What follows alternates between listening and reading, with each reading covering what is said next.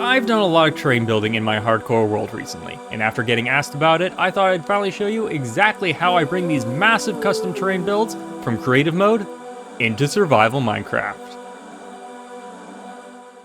Because none of this terrain was actually built directly in survival mode. The entire thing actually starts in a separate creative world using Axiom, and then gets transferred over using Litematica.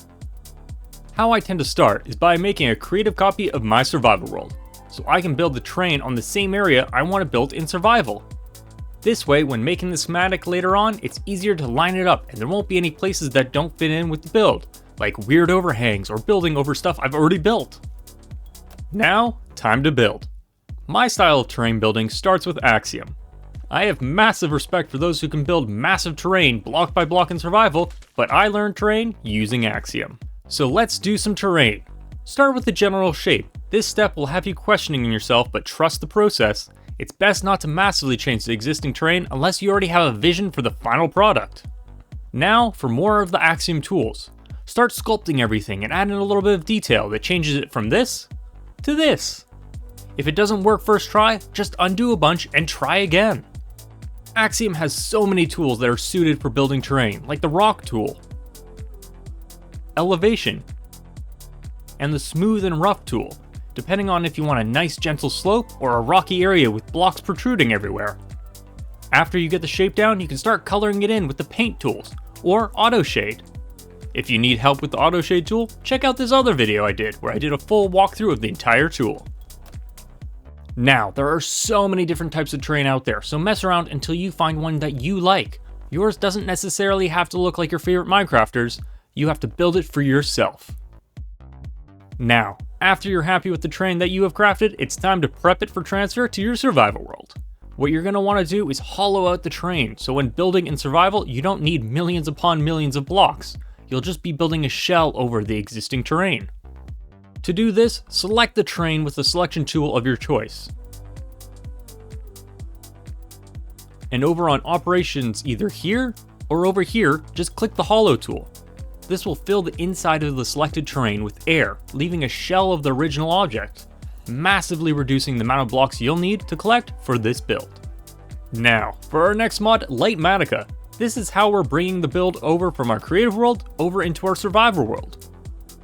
Alright, here we go. Now it's time to use Litematica. Holding the default stick, we hold M and then click R and open up this selection menu here.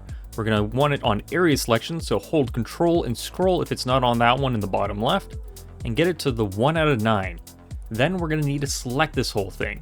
An easy way I find is you go to one point, then you press M to open up this menu, area editor, and move to player. Then get it back out of it, and you can see it's been moved down to there. So then we come up to this corner up here, select it, area selector, move to player for a corner 2.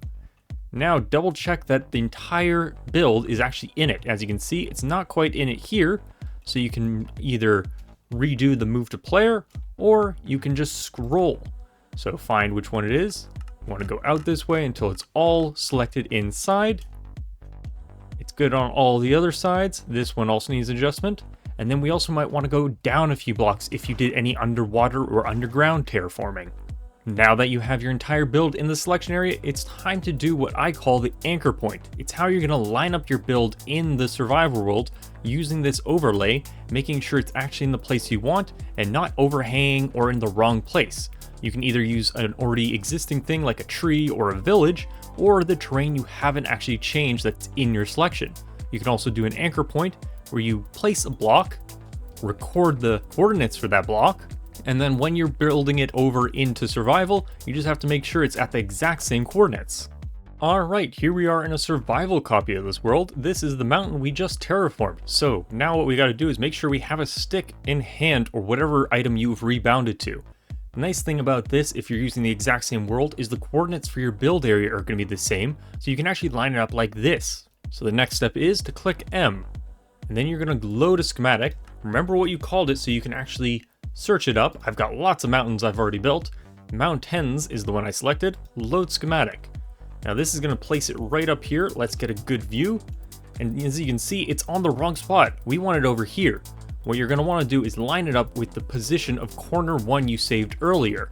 So you can either write that down, or you can line up the whole thing and slot it into place using our anchor point or this terrain we haven't terraformed yet.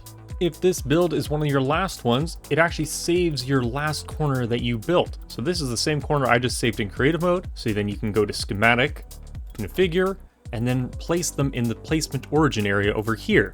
And as you can see, it's placed it in the exact position. As you can see, all these blocks here aren't out of place. They're exactly how they were in the original one. These red ones need to be destroyed, these blue ones need to be placed, and the pink ones need to be turned into air. Now, Litematica has an amazing tool that I love to use for these. So up here is the build that we just loaded in and actually placed in the proper place. We can rename it up here or leave it unnamed, and we go down here to material list. This will be all the blocks that you actually need to gather for this build. As you can see, there's a total and missing. This doesn't matter as much if you placed it in the right place, because all this water is actually already in the correct place, so it doesn't think it's missing. There might be extra blocks in there that you can ignore if the schematic isn't perfect, which when you build over existing terrain instead of in a super flat world can happen very often. This process can also be applied to other builds other than terrain, and are a great way of planning out your world if building in only survival isn't your thing. Now get to gathering and building, because your world is worth the effort.